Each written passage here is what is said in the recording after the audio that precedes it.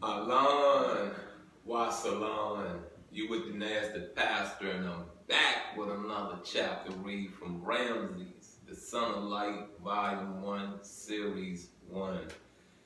Big this out, you know what I mean? These last two readings has been controversial, conflicting. If those the right ways, if those are the right words of understanding that you could catch on to. But let's top this off with a thank you for viewing.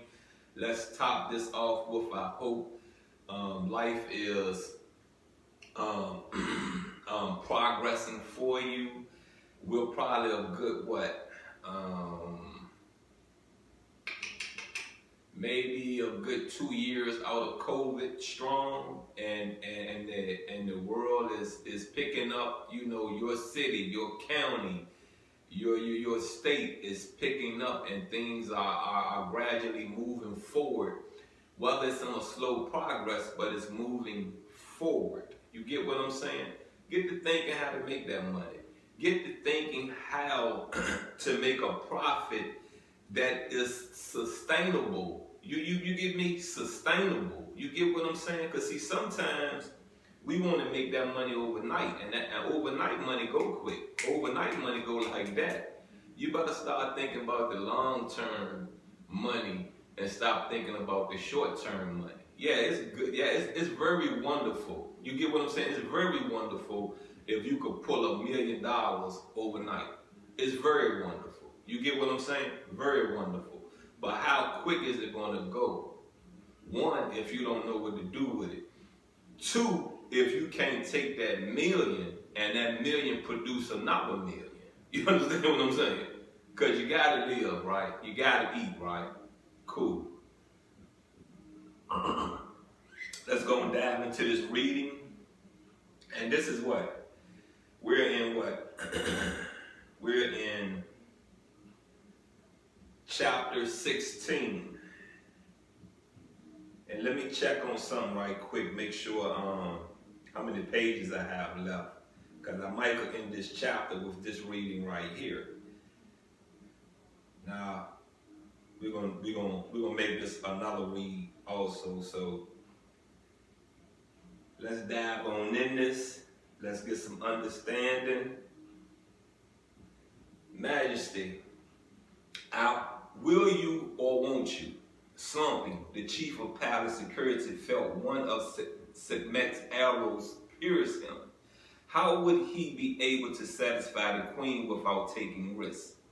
Ruffling feathers, if the villain behind the scenes turned out to be someone important, he could end up facing much more than Tua's write-off. But if he failed the queen, he was finished. You get that? You understand that? They send you out to do a job and you don't complete the task, you dead. You understand what I'm saying? You're dead. Do you think you could live, in those days? Let me say this again. Do you feel you could live back in those times of this world? Do you feel you could live through slavery? Do you? Be thankful and be blessed when you was born. You get me?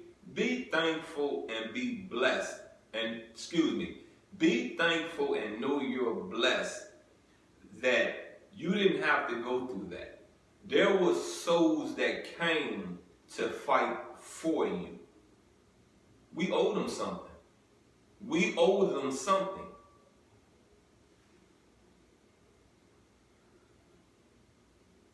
Of course, I would do as you wish, but it may be difficult.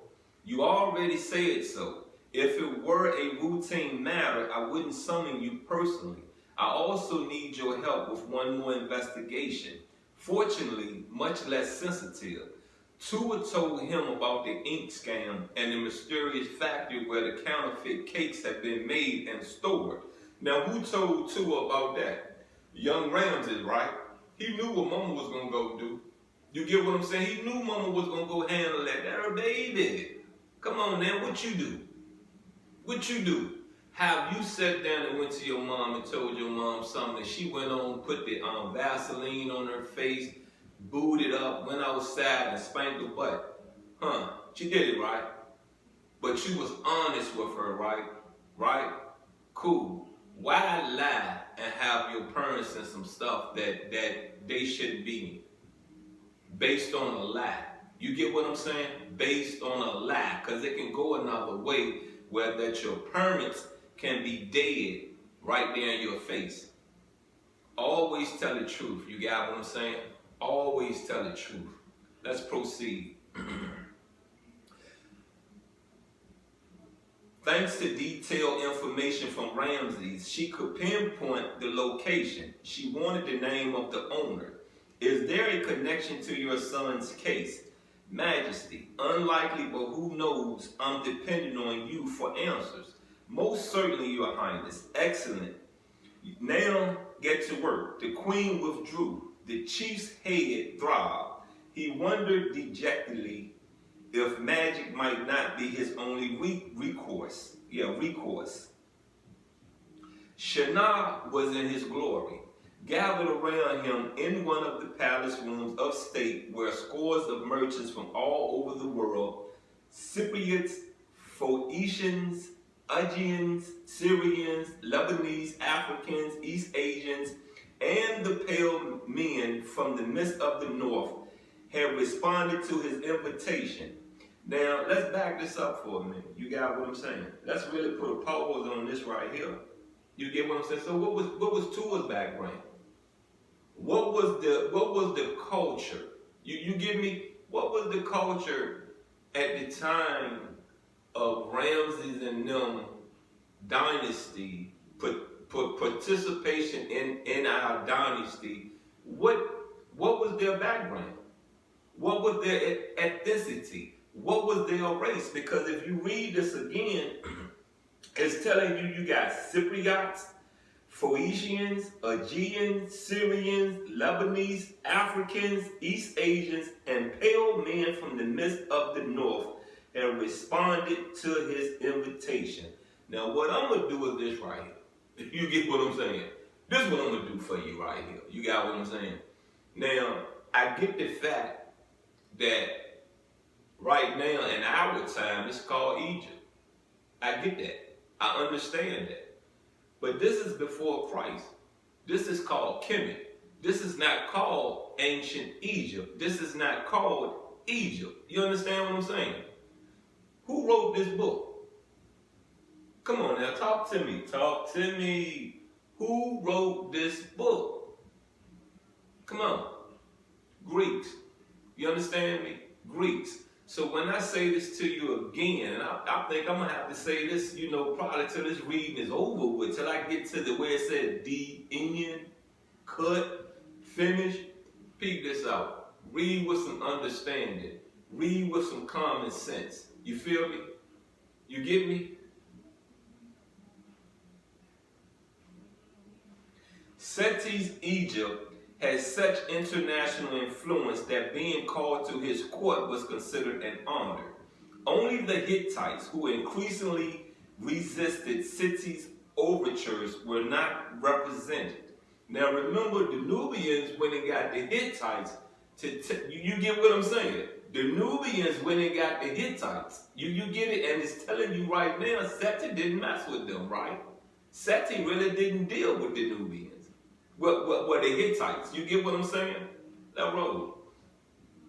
Shinar firmly believed that the international trade was the best hope for humanity. In the ports of Phoenicia and Byblos or Uruguay, ships from Crete, Africa, and the Far East breathed side by side. Why should Egypt remain isolated in the name of preserving her identity and traditions? Now I'm gonna pause this. I'm gonna pause this again because I'm gonna have to, this next part of this reading gonna go into the next page. But you know what I could have done? I'm gonna show you some things that I could have done by reading that part. You got what I'm saying? I could have said this right here. Now, how was it that us Africans, being that right here in this book tells you, you get me? Tells you, and if you process it and don't use common sense, it will tell you, okay, the Rams is not Africans. You get what I'm saying? But we know they prayed to who?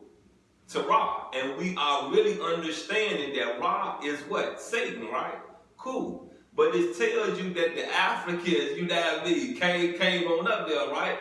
So I say this to you once again. Stop messing with me. I will hurt your feelings. You get me? I will take this book. I will destroy you. You get me? You understand me? I don't care what your cultural background is. I don't care how many diplomas you got. I don't care how you stand on the Egyptian culture. You get me? I don't care how you stand on it. What you know about it.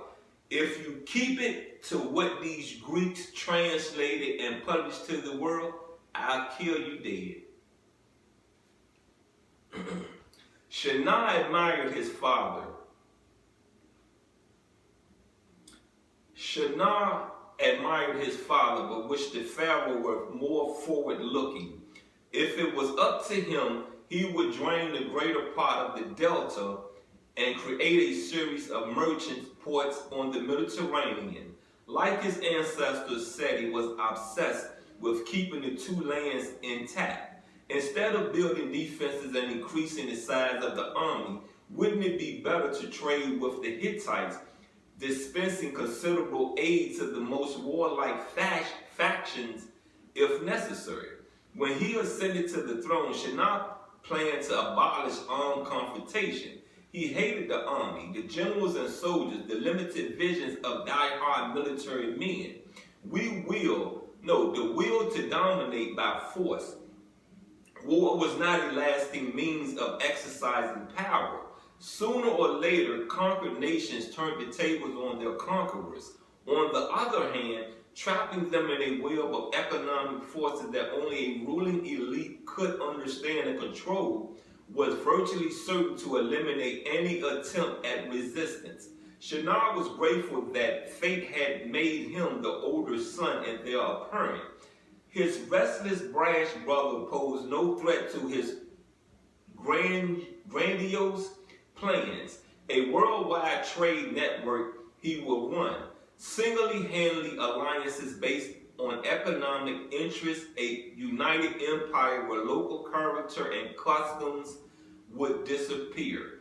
The thought was exhilarating. So this man had a vision. You get what I'm saying? This man had a understanding how to take the natural resources and disperse them throughout the whole land. And what could make things a whole lot better is that when you open these ports and you make these ports a little better, you getting business from each side of that continent. You get what I'm saying? From each side of that continent. It's a port over here.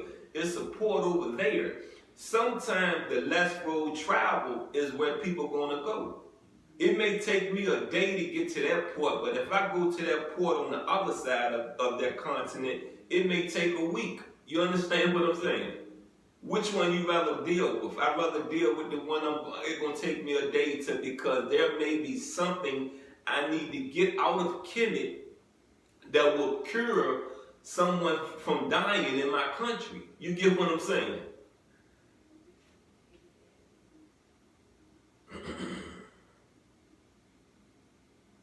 What did Egypt matter? It could serve as his base, but would soon be too small for him. The South, mired in tradition, had no future at all. Once Shinar's plan succeeded, he would settle in some friendly capital and make it his base of operations. Foreign merchants were not customarily received at the palace. Shinar's invitation was a mark of his interest. He was preparing for his role as Seti's successor. In the not-too-distant future, he hoped. Convincing Seti to modify his views was no easy task. Still, any ruler respecting the law of Mot must bow to the demands of moment. Shinar was confident that his reasoning was strong. Now let's go ahead on and stop this right here. You got what I'm saying? And get under. You know, if you're just diving in this reading, Shinar is Seti's one son. young Ramses and Shania are brothers, and they I'm gonna put it to you like this. Honestly, they're at odds with each other. If you ask me, Shania sent these groomsmen to kill his brother because of what her name? What her name? I said the fair was having a affair. You got what I'm saying? Affair with young Ramses, and Shania found out about it because I said told him. You get what I'm saying? She got to the point she told him, I don't want to marry you. I'm in love with your brother. You feel what I'm saying? So once again, this is another part of history that explains to you siblings have been at odds with each other since the beginning of time. You understand what I'm saying? Woman has been the how to say this, dividing issue of men. You understand what I'm saying? A woman will come in your life and divide you from your friend. A woman will come in your life and divide you from your parents. A woman will come in your life and divide you from your kids. You understand what I'm saying? So choose the right woman. You get me? We're in a time where women are out here choosing who they want to be with, right? Okay, just because she choose you don't mean you have to choose her. You understand me? If she's not on your page, move on. Move on. Ain't nothing wrong with being friends. She don't want to be your friend. Then there was a motive involved that that is not productive, and y'all becoming one. You get me? And that go vice versa. I'm just not going to bash a woman. That go vice versa with men. There are men that come in your life that put you against your mama. And your mama the one there taking care of you. There are men that come in your life that put you against your daddy. And your daddy the one taking care of you. You get me? There are men that come in your life for real, try to tell you how to raise your child. And before that man was in your life, you and your child had a good relationship. Now that that man in your life, your child ain't doing nothing in school. Now that that man in your life, your child on drugs. Now that that man in your life, your child is sitting there trying to figure, where did I go wrong? You understand me? Where did I go wrong? That child is sitting there blaming himself. You get me? Himself. Beating himself down for something that his parents allowed to happen.